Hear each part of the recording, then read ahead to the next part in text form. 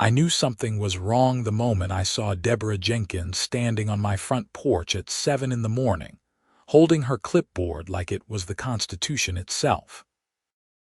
My name is Harrison Fields, and I had been living in the Meadowbrook Estates development in Littleton, Colorado, for exactly 3 years. I moved here after my divorce, thinking a fresh start in a planned community would give me some stability. The mountains were beautiful, the neighbors seemed decent enough, and the house had southern exposure perfect for the solar panels I installed 6 months ago. Those panels were my pride and joy, cutting my electric bill down to almost nothing and making me feel like I was doing something good for the environment. But Deborah Jenkins, the president of our homeowners association, had other ideas about what was good. I opened the door still in my pajama pants and t-shirt, coffee mug in hand. "Can I help you, Deborah?" She pursed her lips in that way that told me I was already guilty of something. "Mr. Fields, I am here on official HOA business. We received a complaint about your property." "A complaint?" I glanced past her at my front yard. The grass was dormant for winter but well maintained. My car was in the garage. Nothing was out of place. "Your solar panels," she said, tapping her pen against the clipboard. "They are currently covered in snow and have been for 3 days.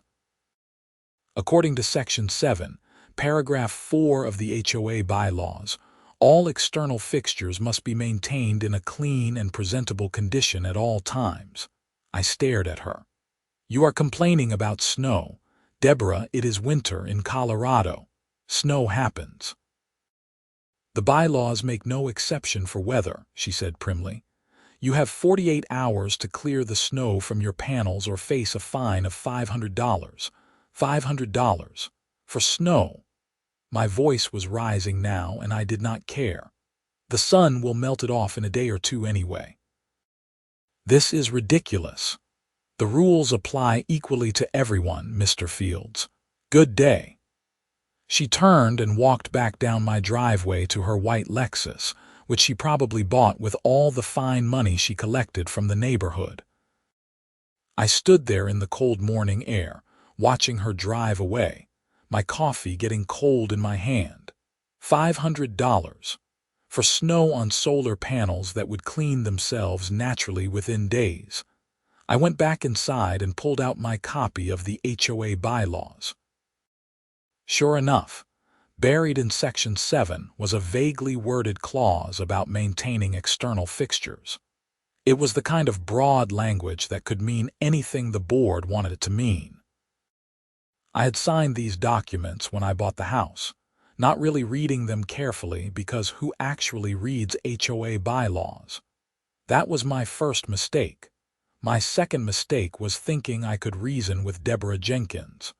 2 days later, the snow was still on my panels. We had gotten another light dusting overnight, and the weather had stayed cold enough that melting was slow. I had considered getting a ladder and brushing it off myself, but the principle of the thing gnawed at me. Why should I risk climbing up on my icy roof? Because Deborah had decided that natural weather patterns were against the rules. The fine notice arrived in my mailbox that afternoon. $500, due within 30 days, with a warning that failure to pay would result in a lien against my property. I called the HOA office immediately. A bored-sounding woman named Patricia answered. "I need to speak to someone about this fine," I said, trying to keep my voice level. "You can file an appeal with the board," Patricia said. "Next meeting is in 3 weeks. 3 weeks. The fine is due in 30 days. That is correct. So even if I appeal and win, I still have to pay first. That is correct. If your appeal is successful, you will receive a refund." I hung up before I said something I would regret. This was how they operated. Fine first, ask questions later. Make it hard enough to fight back that most people just paid up and moved on. But I was not most people. My ex-wife always said I was too stubborn for my own good. She was probably right. I spent the next 3 weeks documenting everything. I took photos of my panels every day, showing how the snow gradually melted on its own.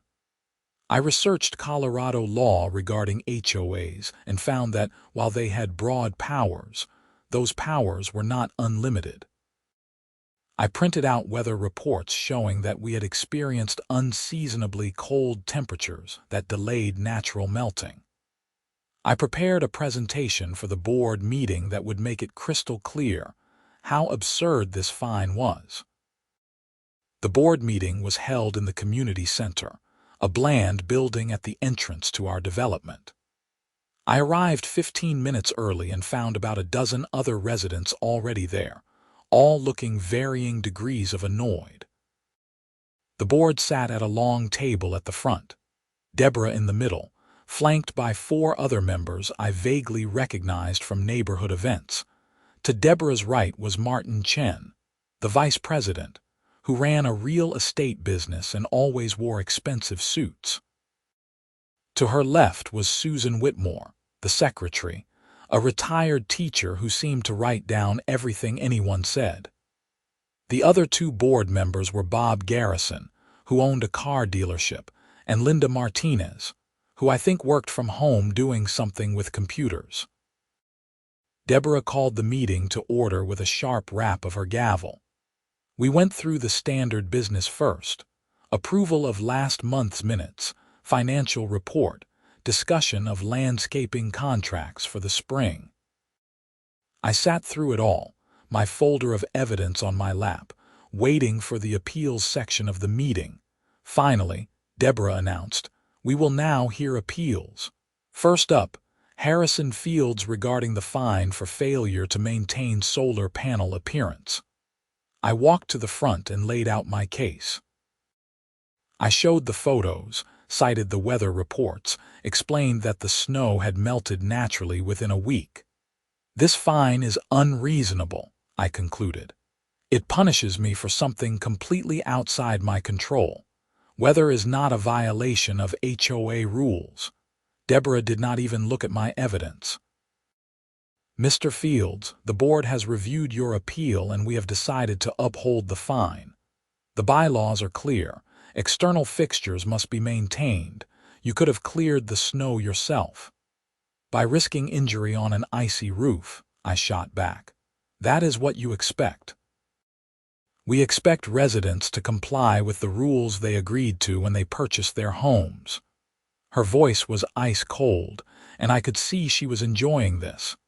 "This is not about rules," I said. "This is about you wielding power for the sake of power." Martin Chen leaned forward.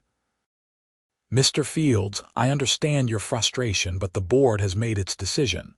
The fine stands." I looked at the other board members, hoping for some sign of reason. Susan was writing furiously in her notebook.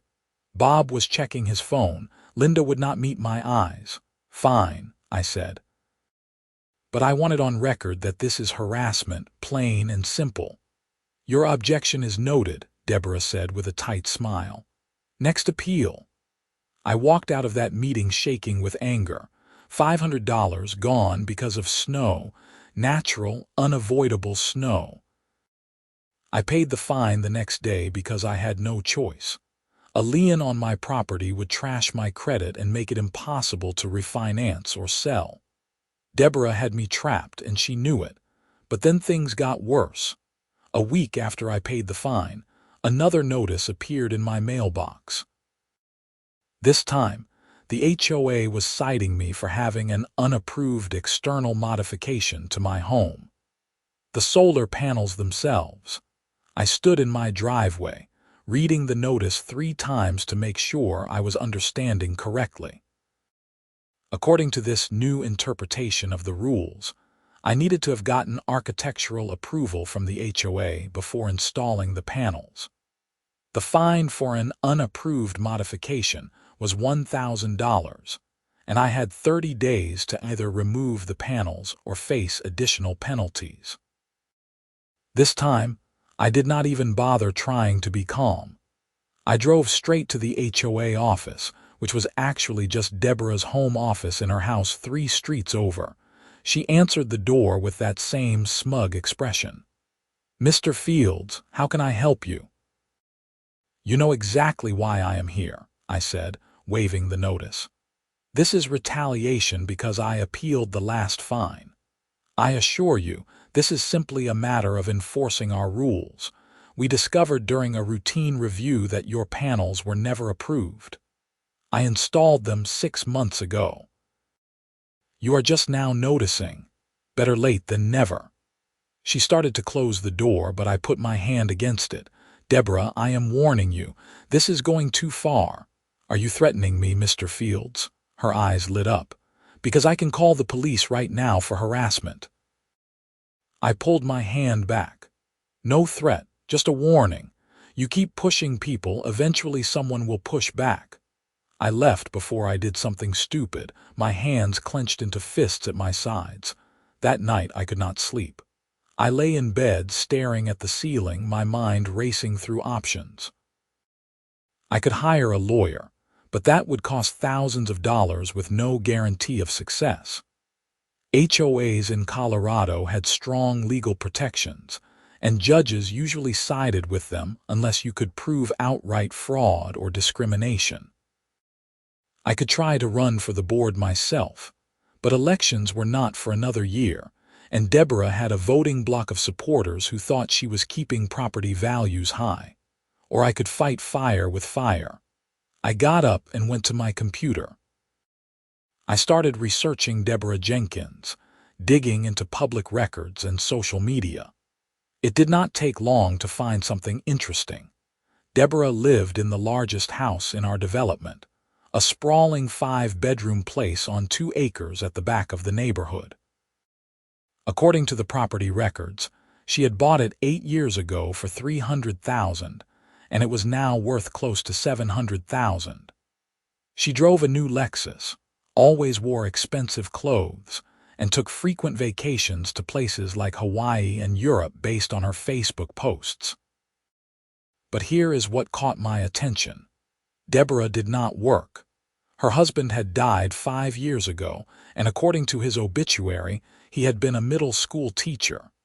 Teachers do not leave behind the kind of money that funds the lifestyle Deborah was living. I dug deeper. The HOA financial reports were public record for members, so I pulled up the last 3 years. The numbers looked normal at first glance, but when I started comparing line items, things did not add up. The landscaping contract, for instance, had increased by 30% in 1 year with no explanation. The management fees that went to Deborah as president had doubled. I was not an accountant, but I knew what embezzlement looked like. I spent the next 2 days going through every financial document I could find. I created a spreadsheet tracking expenses over the past 3 years. The pattern was clear. Money was being siphoned from the HOA accounts through inflated contracts and fees, and I was willing to bet Deborah was getting kickbacks. This was good leverage. This was something I could use. But then, I remembered who I was dealing with. Deborah Jenkins was not the type to back down from a fight, especially if she was actually stealing from the HOA. If I confronted her with this evidence, she would either deny everything or come after me even harder. I needed a different approach. That is when I started noticing the power line. My house was on the western edge of the development, backing up to open space. Deborah's house was at the eastern edge, separated from the rest of the neighborhood by a small ravine and a cluster of pine trees. To get power to her property, the electric company had run a line from the main grid that passed through the common area behind my house, across the ravine on tall poles, and over to her section. It was a single line, serving only Deborah's house and one other property next to hers. I stood in my backyard one evening, looking at those poles, and a dark thought crept into my mind. If Deborah wanted to play games with my electricity via those solar panel fines, maybe I could return the favor. I am not a violent person. I had never committed a crime beyond speeding tickets. But something about the injustice of the situation, the way Deborah was using her power to bully and extort, filled me with a rage I had never felt before. The more I thought about it, the more the idea took hold. It would be a symbolic gesture, I told myself. A way to show Deborah that she was not untouchable. Just a temporary inconvenience, nothing permanent. I knew it was wrong. I knew it was illegal. But I also knew that if I did not do something, Deborah would keep pushing until she had driven me out of my own home. The decision was made late one night after another sleepless evening. I had just received a third notice from the HOA, this time claiming my mailbox post was half an inch too tall according to neighborhood standards. Another $200 fine. That was the breaking point. I waited until 2 in the morning on a moonless night. I dressed in dark clothes and gloves. I grabbed a pair of wire cutters from my garage, the heavy-duty kind meant for cutting thick-gauge wire. My heart pounded as I walked across my backyard to the common area. The power line ran about 12 feet off the ground at its lowest point, where it dipped between two poles. I could just barely reach it with a ladder. I set up my ladder in the darkness, the metal cold against my hands. Every sound seemed amplified. The rustle of wind through pine trees, the distant bark of a dog, the hum of electricity in the wires above me. I climbed up slowly, the wire cutters heavy in my jacket pocket. When I reached the top of the ladder, I could see the thick black cable running past me, heading toward Deborah's house. "This is insane," a voice in my head said. "You will get caught. You will go to jail." But I was beyond caring about consequences. All I could think about was Deborah's smug face, her clipboard, her complete certainty that she could do whatever she wanted because she had the authority of the HOA behind her. I pulled out the wire cutters and positioned them on the cable. The moment I cut through, there was a bright flash and a sharp crack that threw me backward. I fell off the ladder, hitting the ground hard enough to knock the wind out of me. The smell of ozone and burning plastic filled the air. I lay there for a moment, stunned, my ears ringing. Then I scrambled to my feet, grabbed the ladder, and ran back to my house. I shoved everything in the garage and went inside, my hands shaking so badly I could barely lock the door. What had I done? I went to the window and looked toward Deborah's section of the neighborhood. The lights were out. I had actually done it. I had cut her power. I barely slept that night, jumping at every sound, expecting police sirens at any moment. But morning came without incident. I made coffee with trembling hands and tried to act normal. Around 8, my doorbell rang. My stomach dropped. But it was not the police. It was my neighbor from across the street, Tom Richardson, a friendly guy in his 60s who worked as an engineer. "Hey Harrison, did you hear about the power outage?" he asked. I tried to keep my voice steady. "Power outage." "Yeah, something happened to the line that goes to Deborah's house and the Palmer's place next to her. Electric company is out there now trying to figure out what caused it. Deborah is going nuts, apparently." "Huh," I said, trying to sound surprised. "That is weird." "They are saying it might have been a tree branch or something. We had some wind last night." Tom shrugged. "Anyway, just wanted to let you know in case you saw the trucks."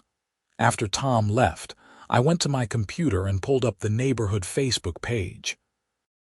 Sure enough, there were already posts about the outage. Deborah had written a long complaint about the incompetence of the electric company, demanding immediate service and threatening to file complaints.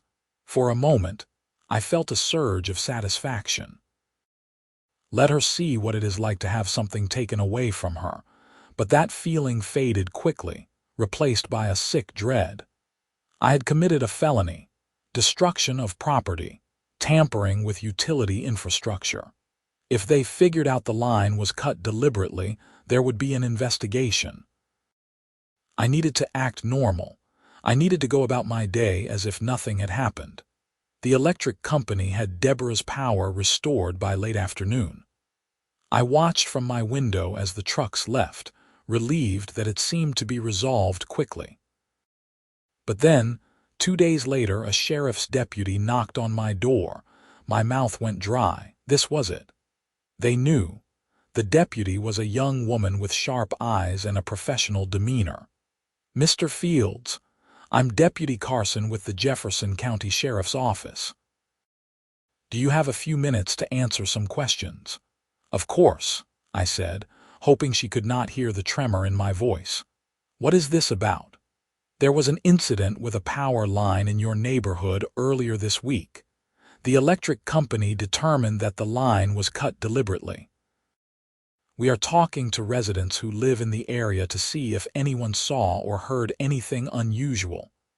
"Cut deliberately?" I tried to look shocked. "Like vandalism. We are treating it as criminal mischief at this point, possibly more depending on what we find. The line that was cut provides power to 2 homes, including Deborah Jenkins. I understand you have had some disputes with Mrs. Jenkins." My heart hammered. "We have had some disagreements about HOA issues. Nothing serious." "What kind of disagreements?" I could see the trap forming. If I downplayed it, she would find out about the fines and think I was lying. If I told the truth, I would look like I had a motive. "She has fined me a couple of times for things I thought were unreasonable," I said carefully. "Snow on my solar panels, that kind of thing. But lots of people in the neighborhood have issues with the HOA. It is pretty strict." Deputy Carson wrote something in her notebook. "Were you home the night of the incident? That would be Tuesday night into early Wednesday morning." "Yes, I was home, asleep." "Did you hear or see anything unusual? Any vehicles, people walking around, anything like that?" "No, nothing. I am a pretty sound sleeper." She asked me a few more questions, mostly about what time I had gone to bed and whether I had security cameras. I told her I did not have cameras, which was true. I had been meaning to install some but never got around to it. Finally, she handed me her card. "If you remember anything or hear anything from neighbors, please give me a call. Criminal mischief is a serious offense, and tampering with power lines is dangerous. Someone could have been hurt." After she left, I sat down heavily on my couch. They knew it was deliberate. Of course they knew. You do not accidentally cut a power line with wire cutters. And they were looking at me. Deborah must have told them about our disputes, pointed them in my direction. I needed to be smart about this. I needed to stay calm and not do anything that would make me look more suspicious, but Deborah was not done with me yet. The next day, another HOA notice appeared in my mailbox. This time, I was being cited for having my trash cans visible from the street for more than 12 hours after pickup. Another $100 fine. She was escalating. Every day, there was something new. My grass was too long in one section of the lawn. My doormat was the wrong color according to approved home aesthetics. I had parked my car in the driveway instead of the garage for 3 consecutive days. The fines piled up. $100 here, $200 there, $500 for the solar panels again because apparently there was a spot of dirt on one panel that counted as poor maintenance. I was hemorrhaging money, and there was nothing I could do about it. Every appeal was denied. Every attempt to reason with the board hit a wall of bureaucracy and Deborah's iron will. I started talking to other neighbors, trying to build a coalition against her. What I found shocked me. Deborah had been terrorizing the neighborhood for years. Tom Richardson had been fined thousands of dollars for various violations. A young couple 3 streets over had been forced to repaint their entire house because the shade of beige they had chosen was not on the approved color list. An elderly woman had received a violation notice for having a mobility ramp installed without architectural approval, even though it was a medical necessity. Everyone had stories, but no one wanted to fight back because fighting meant more fines, more harassment, more stress. It was easier to just pay and try to stay under the radar. "She is untouchable," Tom told me over coffee one afternoon. "I looked into running for the board, but she controls the proxy votes." Most people in the neighborhood do not bother voting in HOA elections, so Deborah collects proxies door to door before each election and votes them herself. She picks her own board members. "That cannot be legal," I said. Tom shrugged. "It is not illegal either. The bylaws allow proxy voting. She is just using the rules to her advantage." I went home that day feeling defeated. Deborah had built herself a little kingdom, and there was no legal way to remove her from power. But I still had the evidence of embezzlement. I spent another week putting together an airtight case. I cross-referenced every expense in the HOA financial reports with public records and quotes from contractors. The landscaping company the HOA used was owned by Deborah's brother-in-law. The management fees she paid herself were 3 times higher than the average for similar HOAs in Colorado. Money that was supposed to go to common area maintenance was disappearing into vague line items that I could not track. By my calculations, Deborah had stolen at least $150,000 from the HOA over the past 5 years. I prepared a detailed report and sent copies to every member of the HOA board, along with a demand that Deborah be removed as president and investigated for fraud. The response came fast and hard. 2 days after I sent the report, I received a notice that the HOA was initiating legal proceedings to foreclose on my property due to persistent and willful violations of community standards. They claimed I owed over $3,000 in fines and fees, and that my refusal to comply with the bylaws constituted a breach of the covenants. This was nuclear. Deborah was trying to take my house. I finally hired a lawyer, a sharp woman named Patricia Donovan who specialized in HOA disputes. She reviewed my case and shook her head. "Mr. Fields, I have to be honest with you. This is bad. The HOA has a strong legal position when it comes to enforcing bylaws. The fines themselves might be questionable, but the fact that you are in arrears gives them grounds for a lien and eventually foreclosure." "What about the embezzlement?" I asked. "I have proof that Deborah has been stealing from the HOA. Patricia looked over my financial analysis. "This is good work, and it might be actionable, but it does not help your immediate situation. Even if Deborah is removed and charged with fraud, the HOA as an entity still has the authority to enforce the bylaws and collect fines. So I am screwed." "Not necessarily. We can fight the foreclosure, but it will be expensive and time-consuming. I'm talking $50,000 in legal fees, minimum, and it could take 2 years to resolve." I did not have $50,000. I barely had $5,000 in savings. I left Patricia's office feeling like the walls were closing in. Deborah had won. She was going to take my house, drive me into bankruptcy, and there was nothing I could do about it. That night, I sat in my dark living room, drinking whiskey and staring at the walls. I thought about the power line again, about how satisfying it had been to cut it, to strike back at Deborah even in that small way. And then I thought, why stop there? No. I pushed the thought away. I had gotten lucky the first time. Doing it again would be insane. They were already investigating the first incident. If another cut happened, they would know it was not a coincidence. But the idea would not leave me alone. Deborah had declared war. Maybe it was time to stop playing defense. I did not cut the power line again. Instead, I went to the police.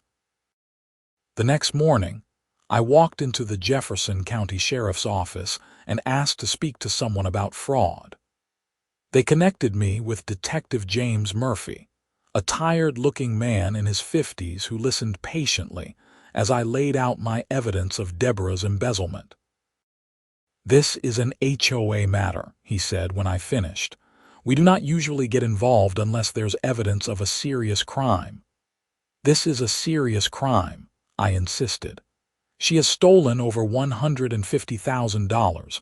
That is felony theft." Detective Murphy rubbed his eyes. "Mr. Fields, I understand your frustration, but HOA disputes are civil matters. If you want to pursue this, you need to file a complaint with the Colorado HOA office or hire a lawyer." I tried that. The HOA office said they do not have the resources to investigate every complaint, and lawyers cost more money than I have. "Then I do not know what to tell you." He started to stand, but I pulled out another document. "What if I told you Deborah Jenkins might have been involved in tampering with that power line? The one that was cut last week?" That got his attention. "What are you talking about? I was making this up as I went, but I committed to the lie. I have heard rumors. Other neighbors have mentioned that Deborah was acting strange before the power line was cut, like she knew something was going to happen. And then she made a big show of being upset when it happened, but some people think it was staged to get sympathy."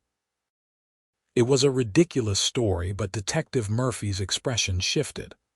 "Why would she cut her own power line? Insurance fraud? Attention? I do not know. But given what I have found about her stealing from the HOA, is it really that far-fetched?" He looked at my financial documents again. "Leave these with me.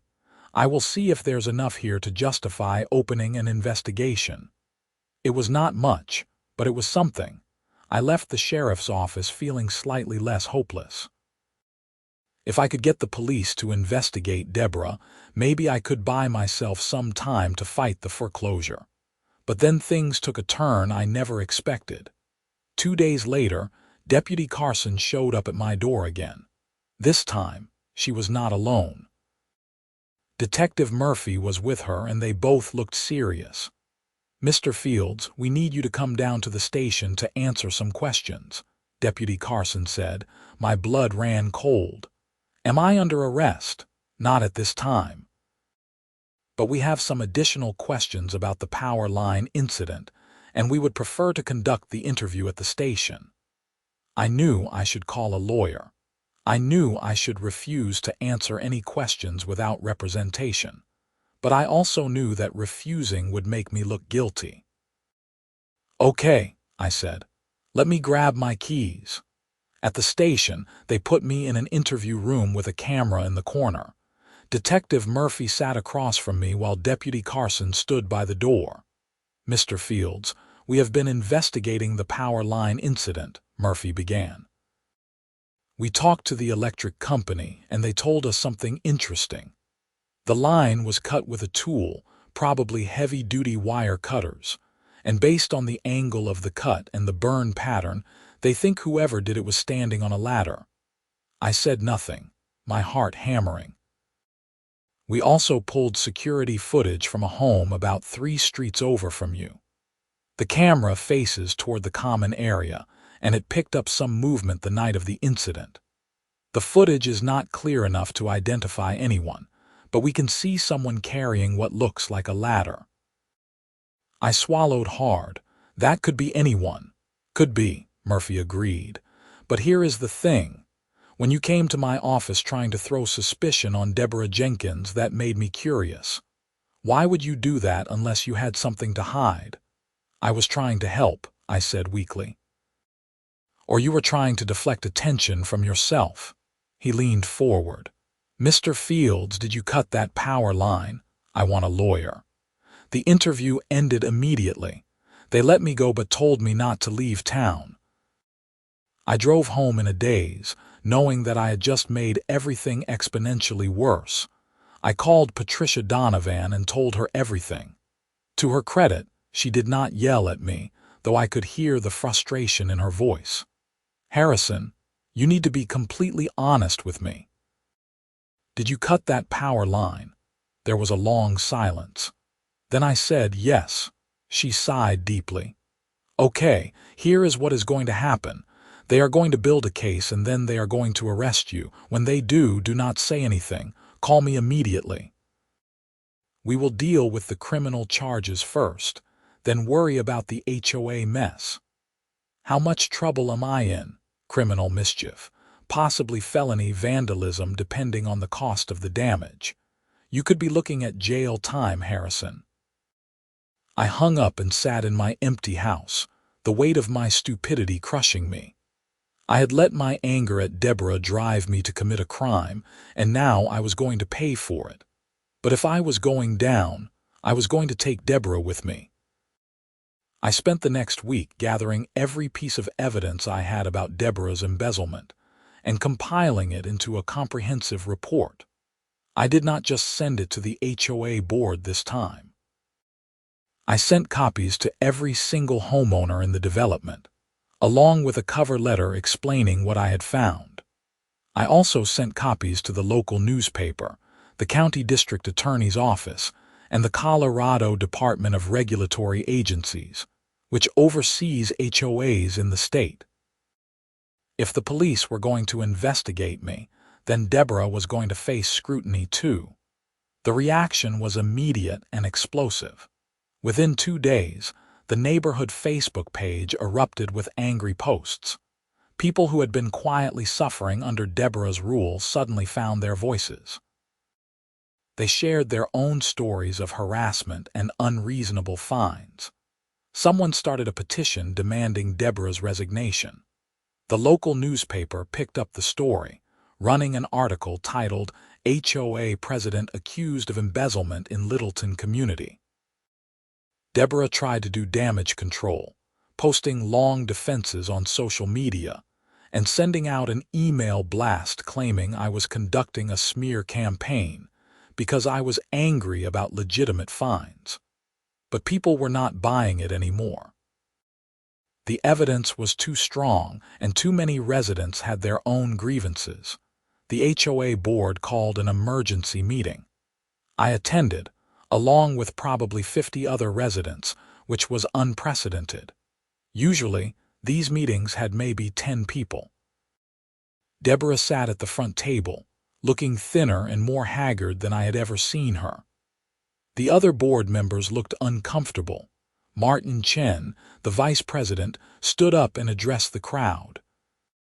We have reviewed the allegations that have been circulated regarding financial irregularities in the HOA management. The board takes these allegations seriously, and we are conducting an internal audit. An internal audit is not good enough, someone shouted from the back. We need an independent investigation. The crowd erupted in agreement. People were yelling, demanding answers, demanding Deborah's resignation. Deborah stood up, her face flushed with anger. This is a witch hunt. Harrison Fields is a criminal who cut a power line and is now trying to destroy my reputation to deflect from his own guilt. Then explain the financial discrepancies. Tom Richardson called out. Explain why your brother-in-law's landscaping company charges twice what other companies quote. Deborah had no answer. She sat back down, and for the first time since I had met her, she looked defeated. The board voted that night to place Deborah on administrative leave pending the results of an independent audit. She stormed out of the meeting, and I heard later that she had threatened to sue the board, the HOA, and me personally. But the damage was done. Once people started looking closely at the finances, the evidence of embezzlement was undeniable. 3 weeks later, the district attorney's office announced they were charging Deborah Jenkins with theft, embezzlement, and fraud. The total amount she had stolen was actually closer to $200,000, even more than I had calculated. I should have felt vindicated. I should have felt like justice was being served. But I did not, because the day after Deborah was charged, the police arrested me. They came early in the morning, just like Deborah used to do with her clipboard. 2 officers, reading me my rights, putting me in handcuffs. My neighbors watched from their windows as I was put into the back of a patrol car. I was charged with criminal mischief and criminal tampering with utility infrastructure, both felonies in Colorado. My bail was set at $20,000. I posted it using my house as collateral, which felt grimly ironic given that the HOA had been trying to foreclose on that same house. Patricia worked out a plea deal with the prosecutors. I would plead guilty to misdemeanor criminal mischief, pay restitution to the electric company for the cost of repairs, and serve 200 hours of community service. No jail time, but a criminal record that would follow me forever. I took the deal. I did not have much choice. The sentencing hearing was short. The judge, a stern woman named Patricia Alvarez, listened to the prosecutor's statement and then Patricia Donovan's argument for leniency. Then she looked at me. "Mr. Fields, I understand that you were frustrated with your homeowners association. But taking the law into your own hands is never acceptable. You put lives at risk by tampering with electrical infrastructure. You are fortunate that no one was hurt. I understand, Your Honor. I am deeply sorry for what I did. I hope you are." She pronounced the sentence, and just like that, I was a convicted criminal. But here is the thing about justice. Sometimes it is messy and incomplete, but it still moves forward. Deborah's trial took longer. She initially pleaded not guilty, claiming that she had done nothing wrong and that the financial discrepancies were accounting errors. But the evidence was overwhelming. The district attorney had bank records showing transfers from the HOA accounts to Deborah's personal accounts. They had invoices from her brother-in-law's company that were clearly inflated. They had testimony from residents about the fines and harassment. In the end, Deborah took a plea deal too. She pleaded guilty to felony theft and embezzlement. The judge sentenced her to 3 years in prison, with 2 years suspended, meaning she would serve 1 year behind bars. She was also ordered to pay full restitution to the HOA, which meant selling her big house and most of her possessions.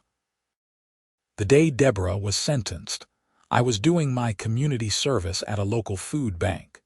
Someone there showed me the news article on their phone. I looked at Deborah's mugshot, her expensive clothes replaced with a jail jumpsuit, her carefully styled hair now limp and gray at the roots. I did not feel the satisfaction I thought I would. I just felt tired. The HOA elected a new board. Martin Chen took over as president, and he immediately instituted reforms. He lowered the fines across the board, clarified the bylaws to remove vague language, and implemented term limits so no one could hold power for as long as Deborah had. The foreclosure action against my house was dropped. The new board even refunded some of my fines after reviewing them and determining they had been excessive and punitive. I finished my community service in 6 months.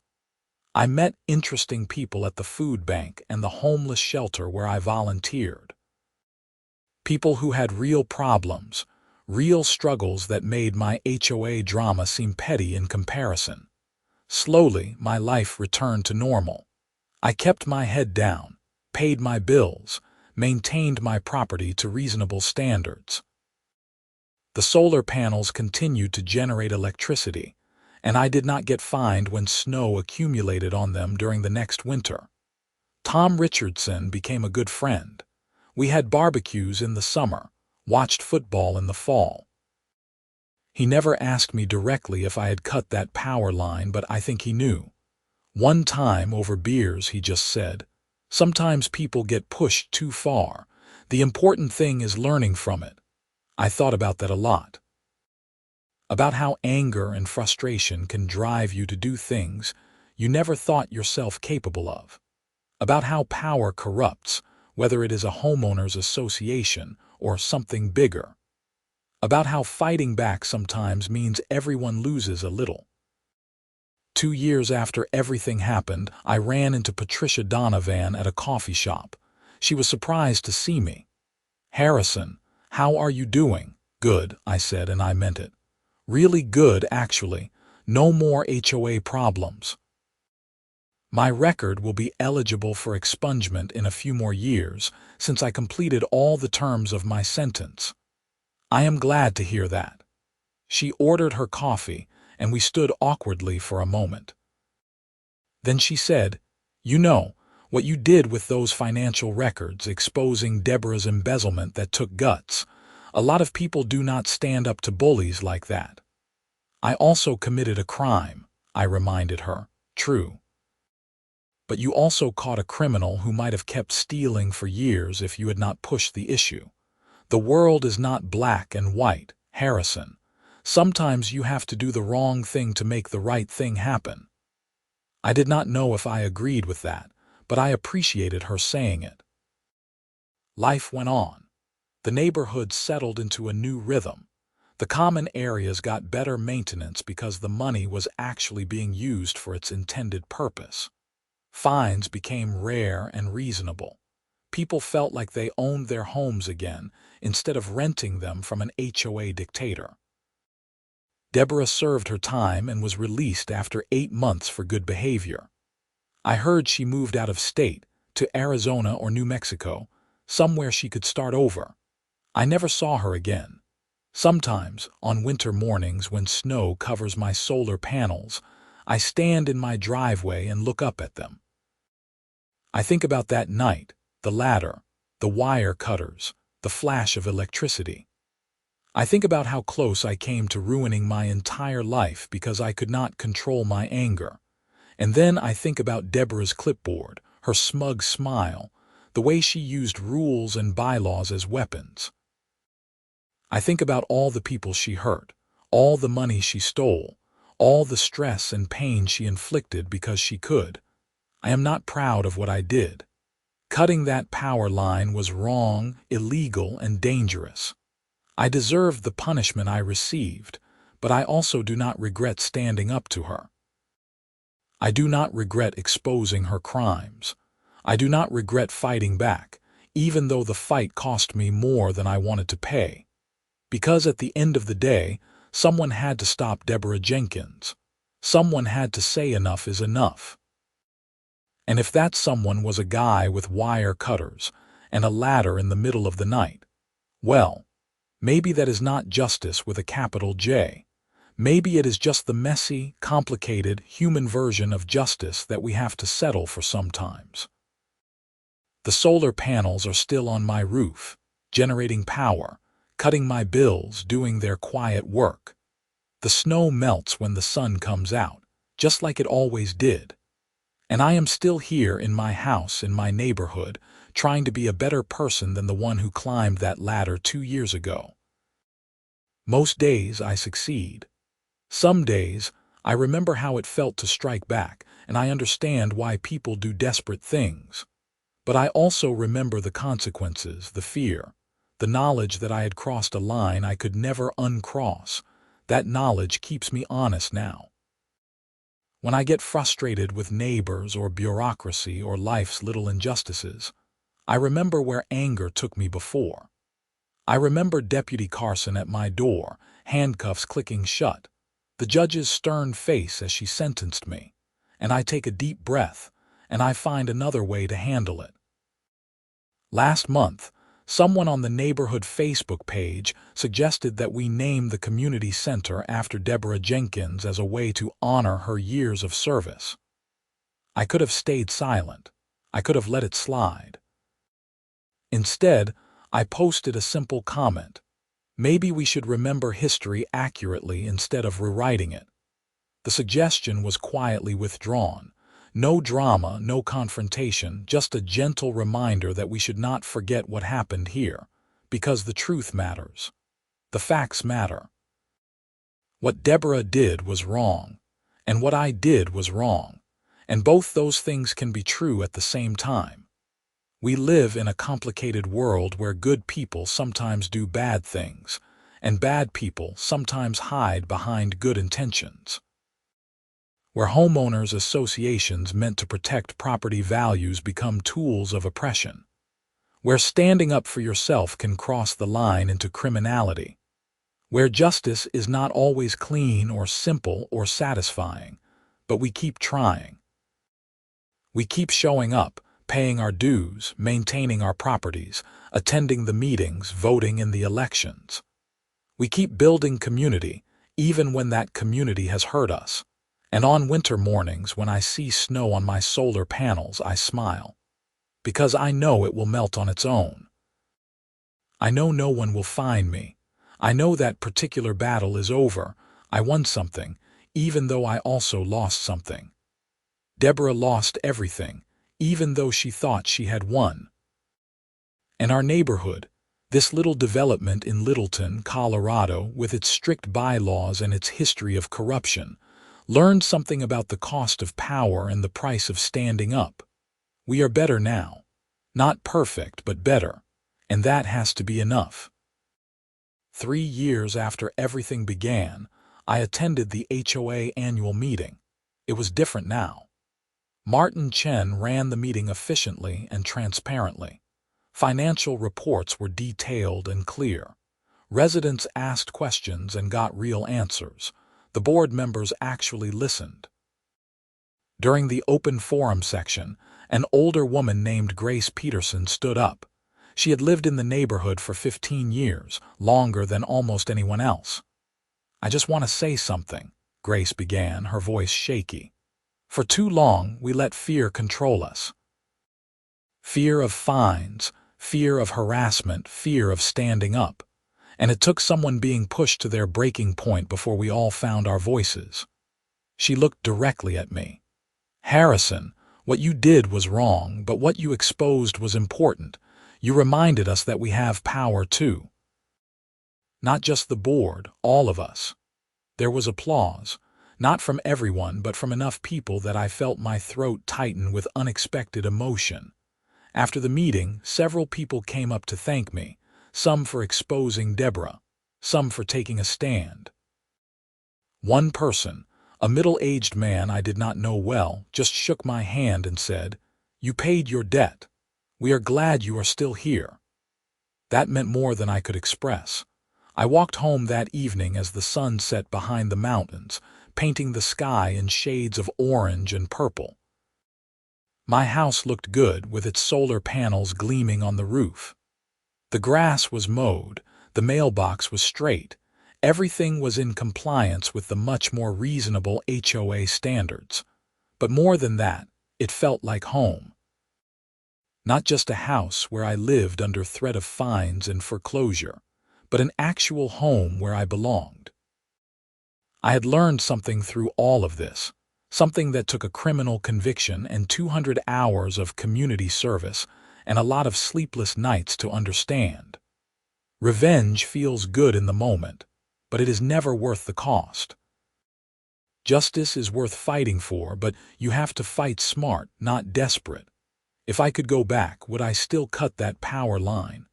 Knowing what I know now about the consequences, about the fear and stress and legal trouble, honestly, I do not know. Part of me wants to say no, that I would find another way. But part of me remembers how powerless I felt, how trapped, how completely certain that there was no other option.